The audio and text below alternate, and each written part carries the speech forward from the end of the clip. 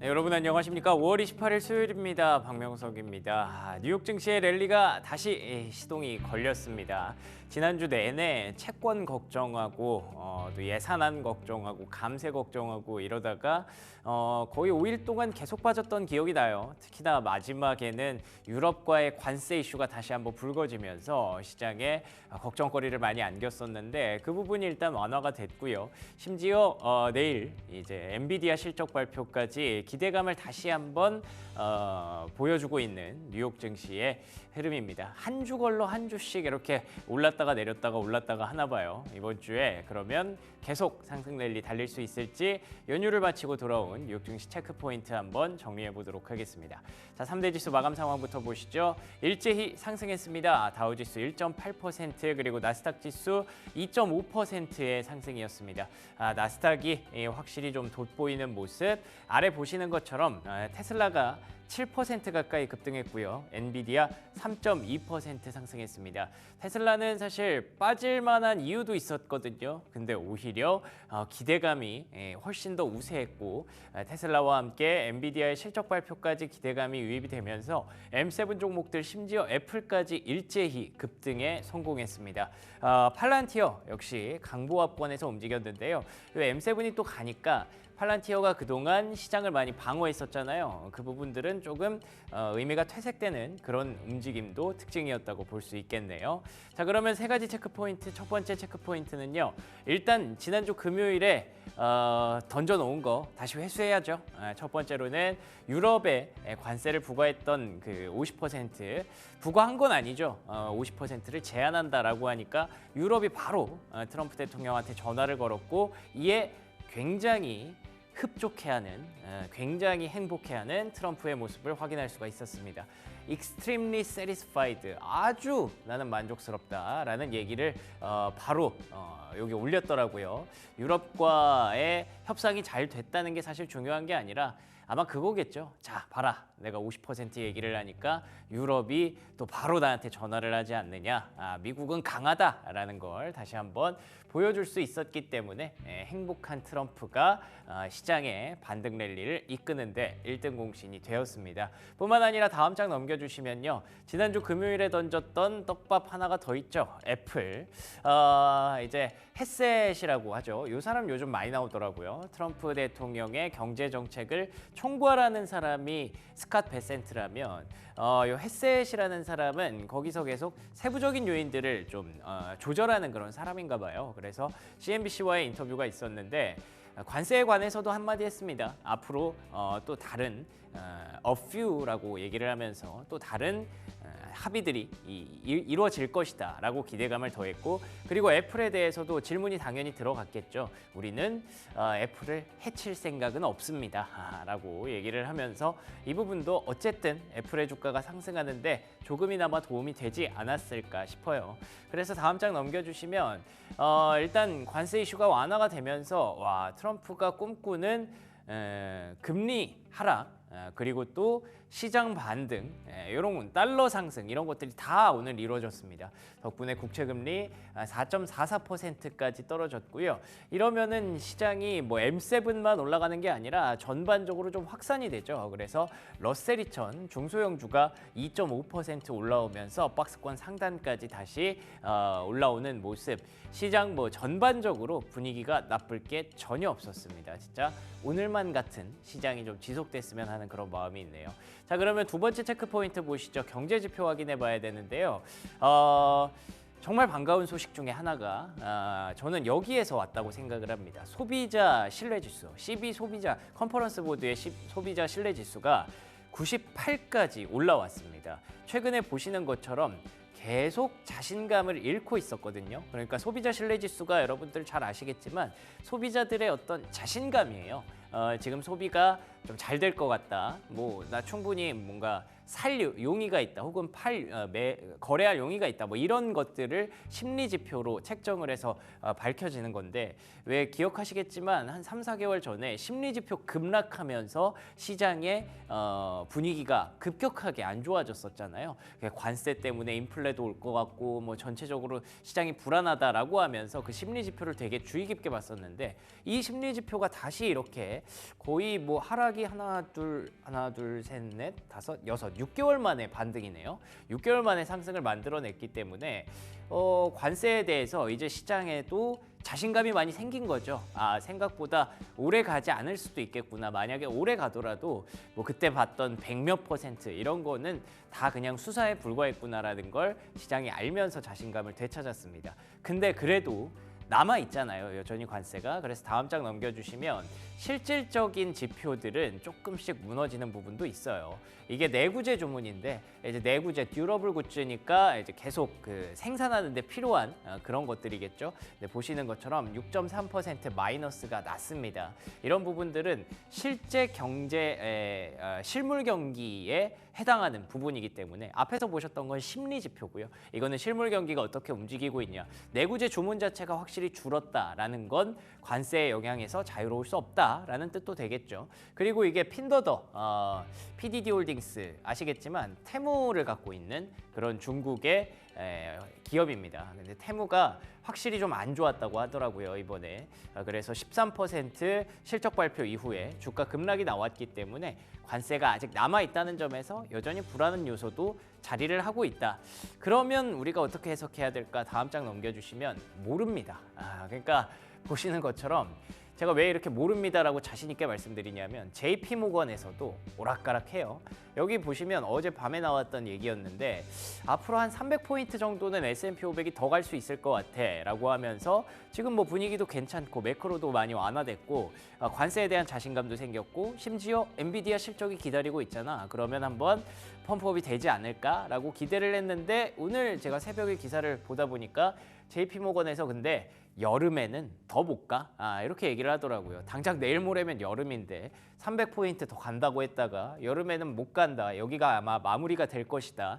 그러니까 이게 똑같은 것 같아요. 앞에서 보셨던 것처럼 심리는 회복이 되고 있는데 근데 관세로 인한 여파는 아직 남아있고 그걸 확인해야 되니까 시장에서도 이게 더 갈 수 있을까에 대해서는 약간 물음표가 좀 달려있는 그래서 뭔가 이걸 뚫고 계속 가려면 뭔가 더 강력한 힘이 좀 필요한 그런 분위기라고 정리할 수 있을 것 같습니다.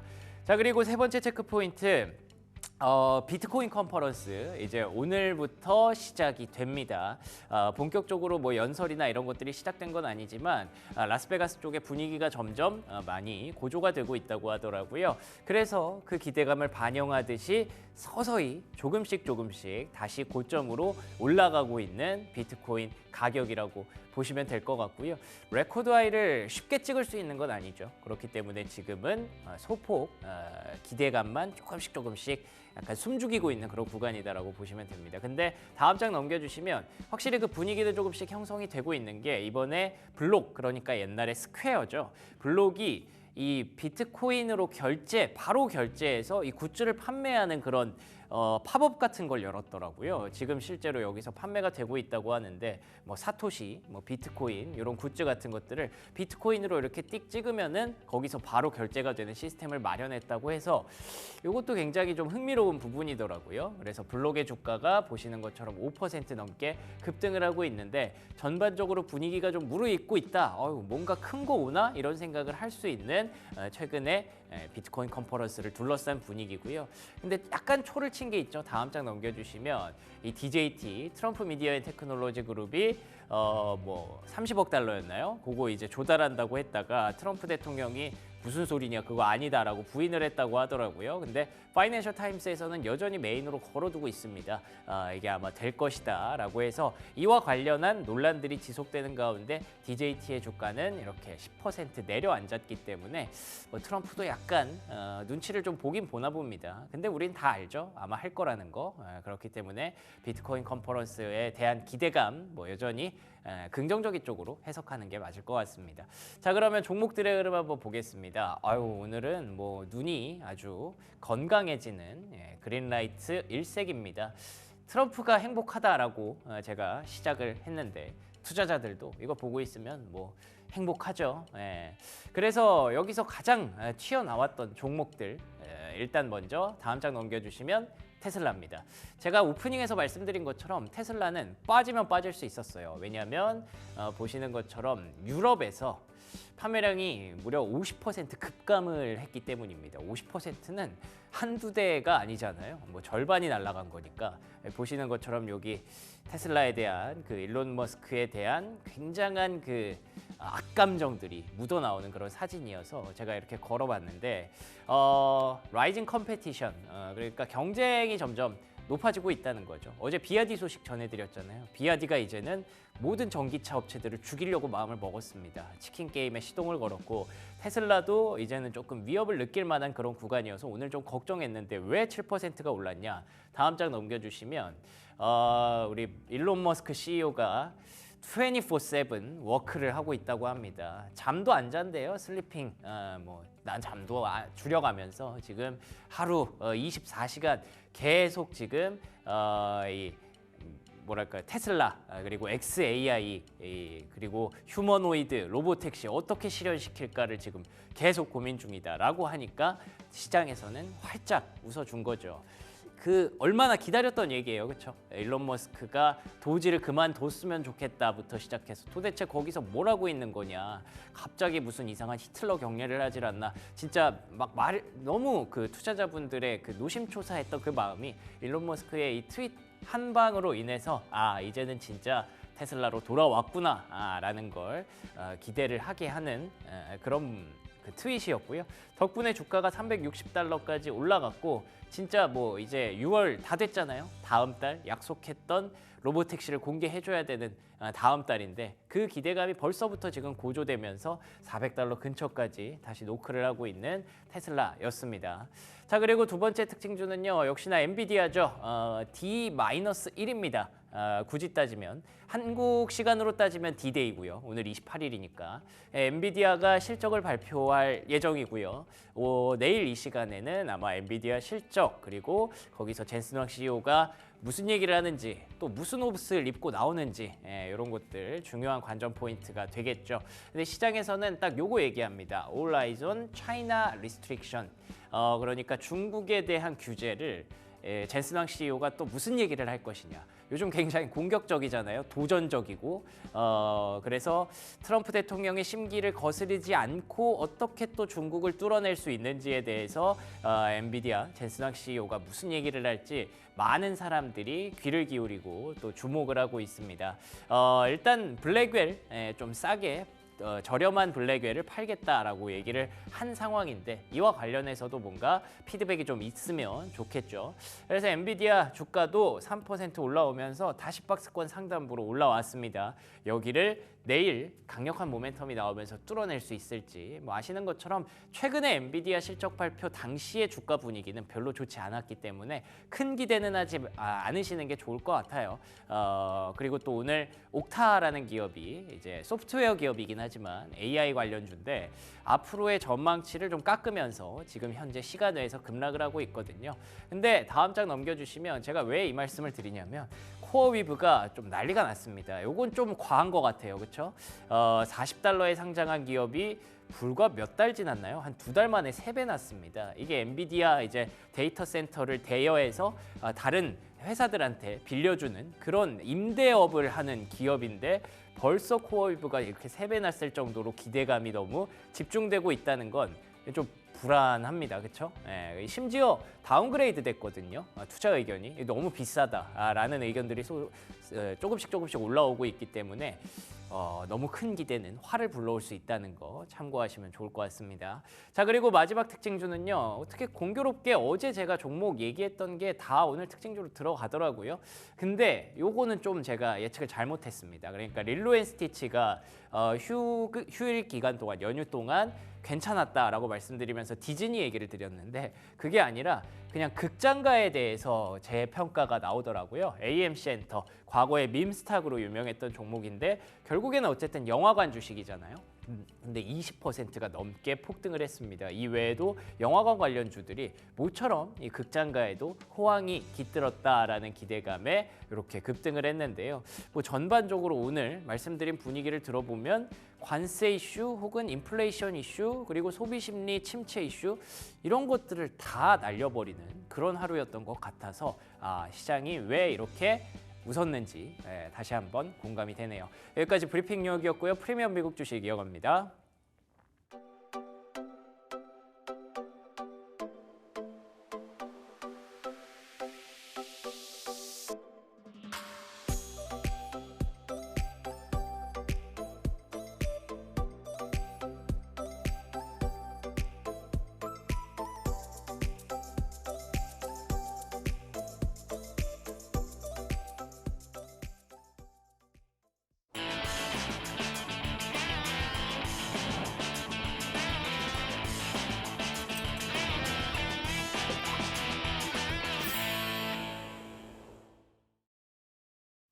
프리미엄 미국 주식 들어왔습니다. 수요일 순서 함께하는 독립리서치 P&J 손창현 팀장 모셨습니다. 안녕하십니까? 네, 안녕하십니까? 네, 반갑습니다. 자, 간밤에 뉴욕 증시 연휴를 마치고 돌아와서 힘찬 활기찬 랠리를 보여줬습니다. 5월 들어서 아마 최고의 날 중 하루가 아니었을까 싶은데 어떤 포인트들 주의 깊게 봐야 될까요? 뭐 제가 봤을 때는 관세 얘기가 일시적으로 좀 완화가 되고 있는 상황이잖아요. 그렇기 때문에 시장 자체가 이 관세 관련된 뭐 리스크만 없다라고 하면 시장은 계속 완만하게는 상승하고 있다라고 좀 보셔야 될 것 같습니다. 그래서 뭐 유럽 관세 리스크가 일시적으로 좀 해소가 된 게 가장 컸다라고 좀 보고 있고요. 그리고 이제 뭐 전반적으로 대부분의 종목들이 좀 강세 흐름을 보였어요. 그리고 대형 기술주들이 전반적으로 상승을 했기 때문에 이번 상승이 결국에는 이제 앞선 고점들 기술적인 흐름으로 봤을 때 다우나 나스닥 지수 모두 이제 앞선 고점을 돌파할 수 있느냐를 놓고 좀 기대를 해봐야 되는 그런 흐름이라고 좀 볼 수 있을 것 같고요. 제가 봤을 때는 뭐 어떻게 관세 관련된 정책들이 마무리가 될 수 있을지는 모르겠으나 일단 뭐 6월과 7월, 뭐 8월에 계속 관세 관련된 정책들이 남아 있기 때문에 뭐 이게 잘 해결만 된다라고 보면 시장은 뭐 완만하게 뭐 상승을 할 수 있는 요지가 남아 있다라고 보셔야 될 것 같습니다. 알겠습니다. 사실 유럽 관세 유예 이슈가 우리한테는 되게 옛날 얘기 같아요. 그러니까 월요일 아침에 나온 거잖아요. 한국 시간으로. 그래서 이제 수요일 아침에 요거 때문에 영향을 미쳤다라고 하면 그렇구나라고 생각할 수도 있지만 이제 뉴욕 증시는 그동안 연휴가 있었기 때문에 그동안 이렇게 차곡차곡 쌓아놨다가 화요일에 이렇게 한번 팍 터진 거죠. 그러면 그 얘기를 조금 더 해보도록 할게요. 7월 9일까지 유예가 된 걸로 알고 있는데 앞으로 뭐 완전히 그러니까 완화가 된 거지 완전히 해소된 건 아니에요. 그렇죠? 어떻게 보십니까? 일단 뭐 제가 봤을 때는 추가적인 유예가 어느 정도 좀 이어질 가능성이 높을 것 같긴 한데 뭐 그래도 일단 어느 정도 급한 불은 좀 껐다라고 좀 볼 수 있을 것 같아서 그나마 나름 좀 좋은 모습들을 좀 보일 가능성이 높다라고 볼 수 있을 것 같습니다. 어떻게 보면 이제 미국이 계속 이제 최대 적자국이 EU잖아요. 그렇기 때문에 EU에 대한 그 관세 유예가 어느 정도 잘 풀려야 된다라고 보고 있어서 이거를 지금 뭐 트럼프 대통령이 어떻게 보면 조금 더 빨리 해라라고 하는 어떻게 보면 이제 협상 지연에 대한 불만을 50% 관세 부과로 이야기를 했다가 상당히 50% 부과를 한다라고 하면 미국 입장에서도 그렇게 좋지는 않거든요. 그렇기 때문에 이게 어떻게 보면 유예로 급격하게 좀 바뀌었다라고 생각을 할 수 있을 것 같고요. 그런 점에서 제가 봤을 때는 뭐 유럽이 미국에게 뭐 천연가스 수입 확대라든지 뭐 인공지능 협력 강화 그리고 에너지나 무기 같은 거를 판매할 수 있는 제안을 했고 그리고 미국은 뭐 그러니까 유럽이죠. 유럽은 디지털 규제, 농산품 검역 규제 완화 관련된 부분을 미국에게 조금 어필을 했는데 이게 좀 잘 받아들여질지는 조금 더 지켜봐야 될 것 같다. 그래도 시간을 좀 벌어놨기 때문에 어느 정도 좀 긍정적인 그런 효과는 좀 이어질 가능성이 높다라고 볼 수 있을 것 같고 혹시라도 이게 만약에 뭐 좀 지지부진하다 어렵다라고 하면 결국엔 내달 중순에 열리는 캐나다에서 또 G7 정상회의가 있습니다. 그렇기 때문에 여기에서도 어떠한 이야기를 할 가능성이 높다라고 볼 수 있기 때문에 뭐 아직은 완전하게 급하게 이게 완전 관세 관련된 부분이 해소된 건 아니다라고 볼 수가 있지만 그래도 조금씩 진전이 되고 있는 가능성이 높다라고 보셔야 될 것 같습니다. 알겠습니다. 일각에서는 유럽이 지금 미국과 그러니까 중국만큼은 아니지만 그래도 미국과 조금 단절된 그 미래를 미리 준비하고 있다, 이미 대응을 하고 있다라는 측면도 얘기를 하더라고요. 그래서 유로화에 대해서도 굉장히 자신감 있게 얘기를 하고 있고 네. 또 뭔가 재무장, 그래서 최근에 독일의 라인메탈의 주가도 고공행진을 하고 있다는 점을 들고 있는데 혹시 뭐 약간은 좀 그런 자존심 싸움에 있어서 틀어질 가능성도 우리가 일단 시나리오로 가져가야겠죠. 뭐 그렇죠. 뭐 그래서 이게 최근에 뭐 미국 관련된 그러니까 달러잖아요. 달러에 예. 대한 가치가 계속적으로 떨어지고 있는데 제가 봐서 이게 한두 번 영향으로 떨어지는 건 아니라고 보고 있고 예. 결국에는 뭐 이 미국의 다양한 정책들 때문에 달러와 가치가 조금 하락을 하고 있다라고 보셔야 될 것 같습니다. 그래서 뭐 다 아시다시피 관세 정책에 대한 불확실성이 가장 크다라고 보고 있고요. 그리고 이제 국가 신용 등급을 일단 미국 쪽에서 강등이 됐죠. 그래서 세계 그런 그 신용 평가사 피치나 S&P나 이 그 관련돼서 일단은 뭐 신용 평가사에 강등이 됐기 때문에 달러도 약세를 보였고요. 그리고 대규모 감세 관련된 부분으로 인해서 재정 정책이라든지 부채가 상당히 좀 높아질 가능성도 배제할 수가 없다. 그래서 하원은 이미 통과가 됐고요. 상원이 통과가 되려고 좀 준비를 하고 있는 상황인데 이것도 만약에 통과가 된다고 하면 미국 입장에서는 그렇게 좋을 수는 없을 것 같다라고 좀 봐야 될 것 같고 그런 점에서 이제 뭐 이 미국과의 상당한 많은 국채를 가지고 있는 중국에 대한 이 미국 국채 매도도 계속적으로 이 달러에 대한 가치를 좀 하락을 시키고 있다라고 볼 수 있을 것 같고 그리고 이 17년 기준으로 봤을 때 그 외환 보유고 관련돼서 좀 이야기를 드리면 네. 외환 보유고를 이제 각국의 외환 보유고를 봤을 때 가장 비중이 높았었던 게 달러였습니다. 근데 이게 작년 들어서 64.7%의 달러 비중이 57.4%까지 빠졌어요. 그리고 유로화가 대신에 19.3%에서 20%까지 높아졌다. 그렇기 때문에 각국에서는 어떻게 해서든 자기에 대한 화폐를 좀 가치를 좀 높이기 위한 여러 가지 수순들을 좀 만들고 있는 게 아닌가라고 생각을 할 수가 있어서 미국은 이거에 대한 부담도 어느 정도 있기 때문에 관세를 빠르게 좀 만료를 할 가능성이 높다라고 보셔야 될 것 같습니다. 그렇군요. 미국이 갖고 있는 어떤 맹점들, 그래서 이제 관세도 어쩌면 너무 복잡해지지 않고 너무 길어지지 않을 수도 있을 것 같긴 합니다. 뭐 물론 관세로 인해서 가져가야 되는 돈이 있기 때문에 미국이 완전히 없애주진 않을 것 같은데 그래도 최근처럼 지난 한 4월처럼 그렇게 공포적인 그런 분위기는 더 이상 없지 않을까 조심스럽게 기대를 해보고요. 경제 지표도 많이 완화가 됐다고 들어서 얘기 한번 들어볼게요.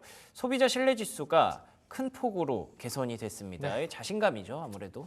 그렇죠. 뭐 아무래도 관세 유예가 가장 컸다라고 좀 볼 수 있을 것 같아요. 이제 중국과의 관세도 유예가 됐고 유럽과의 관세도 유예가 됐기 때문에 4월에 뭐 85.7포인트 5년 만에 최저치를 기록을 했지만 이게 이제 바로 반등이 나왔습니다. 12.5% 3%가 증가를 하면서 98포인트를 보였다라는 것 좀 긍정적으로 보셔야 될 것 같고 뭐 제가 봤을 때는 뭐 소비자 신뢰 지수를 통해서 소비자들의 경기가 조금 좋아질 수 있겠다라는 기대감이 반영이 되긴 했지만 그래도 이제 4월 내구재 수주 관련된 부분은 별로 좋지 않았다라는 거. 그렇기 때문에 이것도 지표도 완전하게 한쪽으로 치우친 게 아니라 여기는 좋고 저기는 나쁘고 그렇기 때문에 이렇게 분석을 하기가 상당히 까다롭다라는 거를 감안을 해보셔야 될 필요가 있을 것 같습니다. 그러니까 저희가 이제 관세에 대해서도 그 단어를 쓰기가 되게 애매해서 완화라고 해야 될지 해소라고 해야 될지 이런 부분들이 이 시장의 지금 심리와 실물 경제 지표에 그대로 반영이 되고 있는 상황이라서 그렇게 말씀을 드리는 거 알고 계실 겁니다. 심리 지표는 확실히 개선이 좀 됐기 때문에 긍정적이라고 해석할 수 있겠지만 또 실물 경기는 막상 그렇게 막 좋은가라고 얘기하기에는 조금 애매한 그런 구석이 있어서 관세의 영향력에 대해서 앞으로도 있어도 완전히 자유롭지는 못할 것 같다는 생각이 드네요.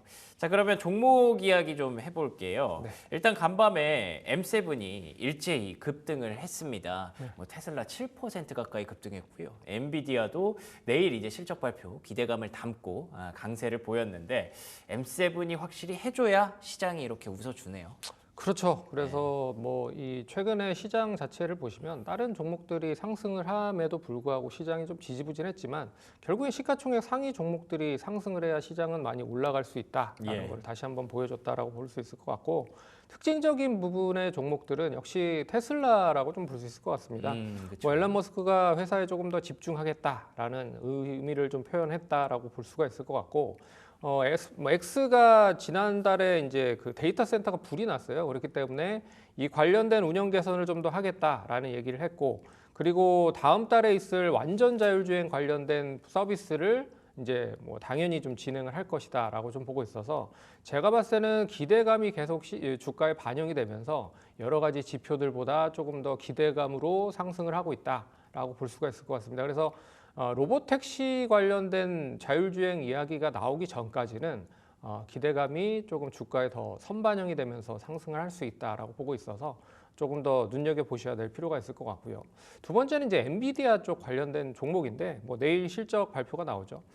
일단 가장 중요하게 생각하고 있는 부분은 이제 블랙엘 칩이 매출에 얼마만큼 반영이 되는지를 계속적으로 생각을 해보셔야 될 필요가 있을 것 같습니다. 뭐 아시다시피 그 이제 CEO 잭슨 황은 이 블랙웰 쪽 관련된 매출이 계속 점차 증가가 되고 있다라고 얘기를 했기 때문에 이게 이제 얼마만큼 더 침투가 되는지를 좀 잘 눈여겨 보셔야 될 것 같고요.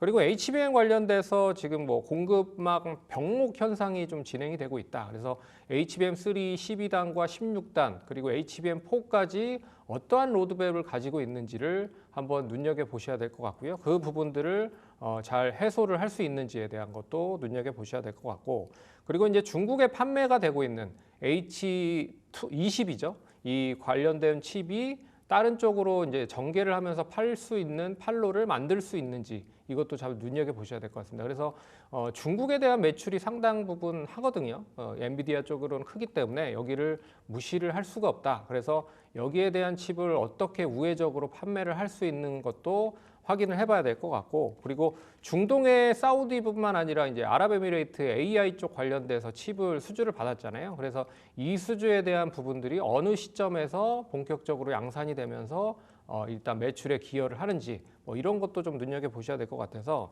실적은 나름 좋을 거라고 좀 보고 있습니다. 하지만 앞으로의 실적 기대감이 계속 주가에 반영이 되는지를 한번 눈여겨 보셔야 될 그런 대목이다라고 봐야 될 것 같습니다. 역시나 그 M7이 움직여야 시장이 가고요. 그리고 그 M7 안에서 엔비디아랑 테슬라가 올라야 우리 투자자분들이 행복해 하십니다. 확실히 오늘 좋은 아침이라고 다들 상쾌하게 일어나셨을 것 같은데 테슬라와 엔비디아의 공통점을 꼽자면 기대할 만한 모멘텀이 지금 굉장히 많아요. 말씀해 주셨던 대로 테슬라 입장에서는 뭐 로보택시도 있고요. xAI도 있고요. 그런데다가 이제 일론 머스크가 정말 열심히 해보겠다라고 얘기를 하니까 지금까지 테슬라의 주가 신화를 만들어낸 게 결국에는 머스크잖아요. 뭐 잠깐 뭐 천방지축하기는 하지만 그래도 또 집중을 한다고 하면 시장에서 그만큼 기대할 만한 가치가 있겠죠. 그리고 엔비디아는 이제 내일 이 시간 실적 발표와 관련해서 저희가 리뷰를 해드릴 예정인데요. 일단은 블랙웰이 가장 중요한 이벤트가 될 것 같고요. 블랙웰은 이제 실제 팔고 있으니까 매출이 얼마나 나왔는지, 그리고 그 두 가지 포인트를 더 꼽자면 첫 번째가 중국, 두 번째가 중동인 것 같습니다. 중국에는 어떻게 매출을 회복시킬 것인지, 그리고 중동에서는 이제 많이 수주를 받아온 만큼 젠슨 왕이 얼마나 기대감을 갖고 앞으로 시장을 바라보고 있는지를 다 생각할 수 있는 포인트여서 내일 엔비디아 체크 포인트 굳이 3개 꼽자면 블랙웰, 중국, 중동 이렇게 3개로 나눠볼 수 있을 것 같네요. 근데 M7에서 사실 미운 오리 새끼가 하나 있지 않습니까? 그렇죠. 애플인데요. 애플에 대해서는 뭐 간밤에는 좀 좋았는데 여전히 불안한 시선으로 보시는 분들이 많아지고 있어요. 어떻게 보십니까? 이게 이제 뭐 우스갯소리지만 뭐 트럼프 대통령을 해외 순방에 따라가지 않았기 때문에 네. 뭐 관세 부과를 했다 뭐 이런 우스갯소리도 있지만 그건 설마 아니겠죠? 그렇죠. 그건 설마 아니겠죠. 예. 그렇기 때문에 뭐 그게 좀 넌센스한적인 부분이 없지 않아 있지만 그래도 이제 애플에서 가장 중요한 건 스마트폰이잖아요. 네. 그 스마트폰에 이제 관세를 부과를 하겠다라고 얘기를 하고 있어서 이게 얼마만큼 뭐 이 장기화가 될 수 있을지는 좀 지켜봐야겠지만 지금 애플이 다양한 사업들을 조금 드롭을 하거나 딜레이를 하거나 뭐 상당히 좀 진전이 되지 않고 있는 상황입니다. 그렇죠. 그래서 그게 핵심이죠. 인텔리전스도 지금 발표한다라고 얘기를 했지만 뜨뜻미지근하게 발표를 안 하고 있는 상황이기 때문에 예. 그래서 제가 봤을 때는 디바이스에 대한 판매를 조금 다방면으로 좀 전환을 시키면서 뭐 XR이라든지 그리고 비전 프로 같은 그런 쪽으로 어떻게 해서든 좀 만들려고 하고 있는 상황이지만 이것도 뒷받침이 되지 않고 있다. 그래서 제가 봤을 때는 스마트폰 25%의 관세가 어느 정도 품목 관세의 좀 부분으로 좀 낮춰지는지를 좀 눈여겨 보셔야 될 것 같고요. 그리고 동사는 아시다시피 이제 뭐 중동과에도 뭐 어떻게 보면 시너지 관련된 부분도 크지 않았다라고 보고 있습니다. 그래서 이번에 중동 방문을 했을 때 뭐 팀쿡이 왜 안 따라갔느냐? 결국에 엔비디아 같은 경우에는 데이터 센터에 들어갈 수 있는 여러 가지 칩들을 판매를 할 수 있는 조건들이 있었지만 애플은 뭐 할 수 있는 게 별로 사실 특별히 먹을 게 없어요. 거기 가서. 특별히 없다라고 보고 있습니다. 그래서 뭐 스마트폰을 판매를 할 거냐 아니면 뭐 비전 프로를 판매를 할 거냐 아니면 다른 AR, VR을 판매를 할 것이냐라고 봤을 때는 크게 시너지 효과가 없다라고 좀 보고 있어서 차라리 이 관련된 인텔리전스에 대해서 조금 더 집중을 하려고 준비를 하는 게 아니냐라고 보고 있기 때문에 뭐 하반기에 나올 수 있는 아이폰 17에 대한 인텔리전스 탑재가 가장 크게 시급하다라고 볼 수가 있을 것 같아서 애플은 조금 뭐 힘든 과정을 겪을 수 있다라고 보고 있지만 이 비전 프로 그러니까 뭐 이 아이폰 17에 대한 인텔리전스 탑재 기대감까지는 계속 좀 버텨야 되지 않을까 그렇게 좀 봐야 될 것 같습니다. 그렇죠. 예. 설마 뭐 같이 안 갔다고 삐져서 25% 때리고 그런 사람은 아니겠죠. 예. 각자가 필요한 니즈가 있는 거고 젠슨 왕은 이번엔 갔고 예전엔 잘 안 갔잖아요. 이번에는 젠슨 왕에게 필요한 게 있었으니까 간 거고 팀 쿡에게도 그것보다 더 중요한 무언가가 지금 내부적으로 얘기가 되고 있지 않을까 뭐 그렇게 좋게 해석을 해봅니다. 자 그러면 뭐 오늘뿐만 아니라 내일 시장까지 준비한 투자 전략 뭐 지금은 사실 걱정할 게 딱히 없어요. 그렇죠. 뭐 제가 봤을 때는 특별히 관세에 관련된 언급만 나오지 않으면 시장은 뭐 완만하게 계속 꾸준하게 우상향을 할 수 있을 것 같아요. 다만 좀 우려스러운 부분은 뭐냐면 이제 밸류적인 부분으로 상당히 많이 높다라고 좀 보고 있어서 이 밸류에이션적인 부분이 얼마만큼 주가의 반영이 늦게 되는지를 한번 기대를 해보셔야 될 필요가 있을 것 같고 하지만 관세 관련된 부분만 조금씩 해소가 되는 것만 조금이라도 보여도 제가 봤을 때는 뭐 나스닥 기준으로 봤을 때는 지난번 뭐 작년 고점 부분까지도 임박을 할 가능성이 높을 것 같고 다우지수도 앞선 고점은 충분히 뛰어넘을 수 있을 그런 모멘텀을 만들 수 있지 않을까라고 보고 있기 때문에 좀 기대를 해봐야 될 것 같다라고 말씀드려야 될 것 같습니다. 예, 결국에는 뭐 시장을 움직이는 건 방향성을 움직이는 건 관세가 될 것 같고요. 그 안에서 나스닥의 강세를 이끌고 있는 M7 종목들의 AI와 관련한 모멘텀들을 계속 우리는 찾아가야 될 것 같네요. 지금까지 손창현 팀장과 얘기 나눠봤습니다. 오늘도 좋은 말씀 고맙습니다.